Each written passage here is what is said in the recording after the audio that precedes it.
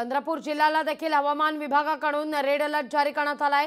मुसळधार पावसाचा अंदाज आहे, त्यामुळे शाळा महाविद्यालयांना सुट्टी जाहीर करण्यात आलेली आहे। खासगी कोचिंग क्लासेसना देखील सुट्टी जाहीर करण्यात आलेली आहे।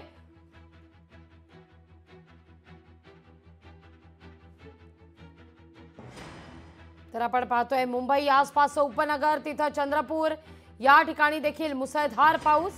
राज्यात पावसानं आता चांगला जोर धरलेला आहे, त्यामुळे वाहतूक काही अंशी ही संथ गतीनं सुरू आहे। पण 8:59 अनेक मुंबईकर कार्यालयीन वेळा गाठण्याकरता घराबाहेर पडतायत। त्यांच्याकरता ही अपडेट आहे। रेल्वे मात्र सुरळीत सुरू असल्याची आता बातमी देखील समोर येते। या सगळ्या विषयी अधिक माहिती घेण्याकरता आपल्या सोबत जोडले जात आहेत आपले प्रतिनिधी। मुंबईवरून आपल्या सोबत जोडल्या गेलेल्या आहेत आपल्या प्रतिनिधी मीनाक्षी म्हात्रे। कोकणातला अपडेट देतील आपले प्रतिनिधी रोहन नाईक। तर चंद्रपूर मधला अपडेट देण्यासाठी आपल्या सोबत जोडले आहेत अनिल ठाकरे। सुरुवातीला मीनाक्षी तुमच्याकडे येते। मीनाक्षी, मुंबईत मुसळधार पाऊस कोसळतोय। काल रात्रीपासून खरं तर अधूनमधून पाऊस होता, पण आज सकाळपासून मात्र अंधार दाटलेला आहे मुंबईत आणि पावसाचा अक्षरशः धुमशान। अंधेरी सबवेतली सुद्धा आपण दृश्य पाहूया। मी माझ्या पीसीआर टीमला विनंती करेन की त्यांनी ती दृश्य दाखवावी। अंधेरी सबवे सुद्धा आता बंद करण्याचा निर्णय घेण्यात आलेला आहे। अंधेरी सबवेतही या ठिकाणी आपण पाहतोय की बॅरिकेडिंग करण्यात आलेलं आहे। मीनाक्षी, निश्चितच लागवी खरं तर आज मुंबईसाठी ऑरेंज अलर्ट जे आहे ते सध्या जारी केलेला आहे, पण पुढील 3 ते 4 तासामध्ये पावसाचा जोर जो आहे तो वाढणार आहे आणि त्यामुळे रेड अलर्ट देखील मुंबईसाठी दिला जाऊ शकतो। सध्या जर आपण पाहिलं तर संपूर्ण मुंबई शहरामध्ये आणि उपनगरामध्ये अंधार दाटून आलेला आहे आणि खरं तर आपण पाहतोय की वाऱ्याचा वेग देखील वाढलेला आहे। मात्र आज जर आपण पाहिलं तर मुंबईत समुद्रामध्ये मोठी भरती येणार आहे। खरं तर 12:40 4.66 मीटर उंचीच्या लाटा ज्या आहेत त्या आपल्याला दुपारी 1:15च्या सुमारास पाहायला मिळतील। खरं तर समुद्राला देखील आता उधाण आलेलं हे सगळेच दृश्य जे आहेत ते आपल्याला पाहायला मिळतात। संपूर्ण जर हा दादरचा परिसर पाहिला तर दादर, माहीम आणि अगदी समोरची जर दृश्य आपण पाहिली तर बीकेसी, बांद्रा वर्ली सीलिंग जे आहे ते देखील पाहायला मिळतंय। संपूर्ण या परिसरामध्ये अंधार दाटून आलेला आहे, त्यामुळे गाड्यांचा वेग, रस्ते वाहतूक असेल किंवा मग रेल्वे वाहतूक जी आहे ती आता धीम्या गतीनं सुरू आहे। त्यामुळे कुठेतरी वेळापत्रक जो आहे तो देखील कोलमडला जाऊ शकतो। सध्या जर आपण पाहिलं तर मात्र मुंबई शहरासाठी ऑरेंज अलर्ट जारी असला तरी राज्यातल्या रायगड आणि रत्नागिरी या जिल्ह्यासाठी रेड अलर्ट जारी करण्यात आलेला आहे। त्यामुळे मुंबई, ठाणे या सगळ्या जिल्ह्यासाठी ऑरेंज अलर्ट दिलेला आहे, पण मात्र पुढील काही तासामध्ये पावसाचा जोर आणखी वाढण्याची शक्यता आहे। त्यामुळे आता सध्या जर आपण पाहिलं तर पावसाचा जोर हा वाढलेला आहे।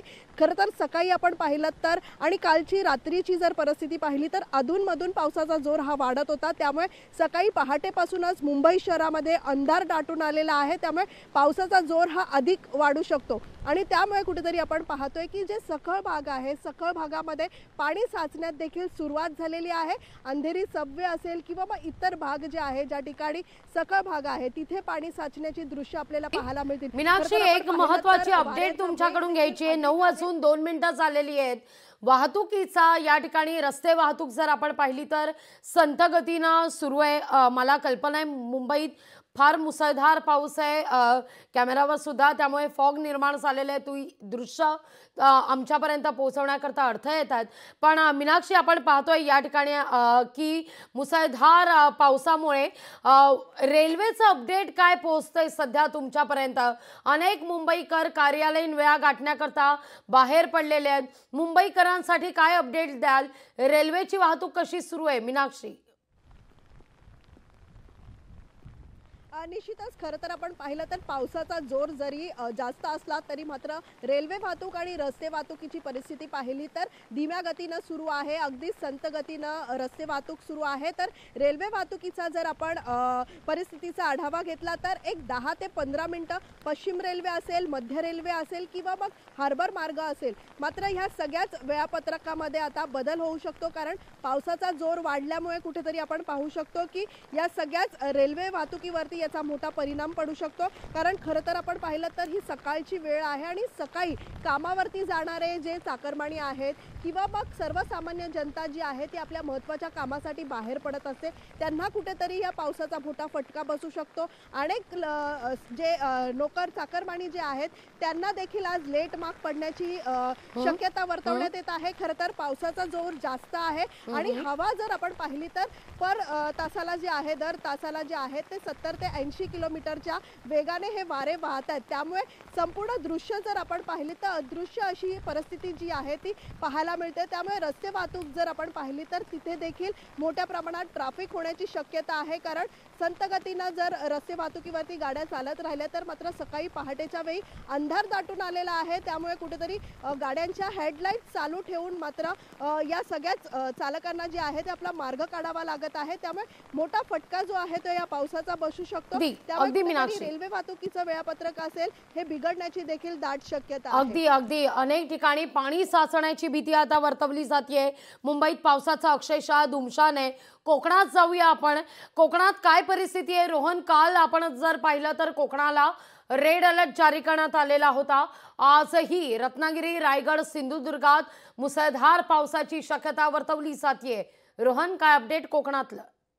लागवी मॅडम, नक्कीच आज ऑरेंज अलर्ट देण्यात आलाय पावसाचा, परंतु पाहिलं असेल तर सकाळपासून पावसाने पूर्णतः विश्रांती घेतली। रात्री काल काही ठिकाणी ज्या पाऊस मोठ्या प्रमाणात झालेला आहे, प्रामुख्याने वैभववाडी असेल, दोडामार्ग असेल किंवा जो माणगाव खोऱ्याचा पट्टा आहे कुडाळ तालुक्यात, तिथे जोरदार पाऊस झाला, परंतु त्यानंतर मात्र पावसाने बऱ्यापैकी विश्रांती घेतली। आता सुद्धा पाहिलं असेल तर काही वेळापूर्वी इथे सिंधुदुर्गात ऊन होतं आणि जो ऑरेंज अलर्ट देण्यात आलाय त्याने पाहिलं असेल तर सतर्क राहण्याचे आदेश तर देण्यात आलेले आहेत। काल पाहिलं असेल लागवी मॅडम तर रेड अलर्ट देण्यात आला होता हवामान खात्याकडून, परंतु काल सिंधुदुर्गमध्ये पूर्णतः पावसाने विश्रांती घेतली। काही सरी झाल्या असतील वैभववाडी किंवा घाट परिसरामध्ये आणि काल ऊनही पडलं होतं। त्यामुळे एकंदरीत पाहिलं असेल तर पावसाचं प्रमाण आता सिंधुदुर्गमध्ये कमी आहे।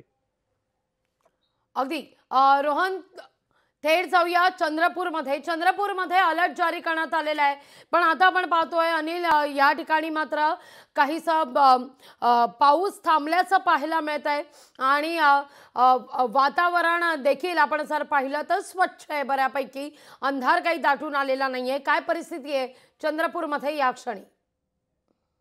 अगदी निश्चितच आहे। काल आणि परवाला जे पाऊस झाला आहे त्यामुळे चंद्रपूर जिल्ह्याला आज आहे ते रेड अलर्ट जारी केलेला आहे। आणि कारण की काल जवळपास 24 तास पाऊस असल्या कारणाने जवळपास 70 विद्यार्थी आहेत ते काल राजुरा तालुक्यामध्ये अडकलेले होते। ते दोनही पुलामध्ये अडकलेले होते, त्याच्यामुळे त्यांची देखील आता सुटका करण्यात आली।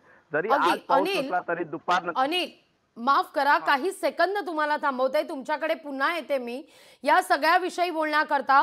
हवामान तज्ञ के.एस. होसाईकर सर आपल्या सोबत जोडले गेलेले आहेत।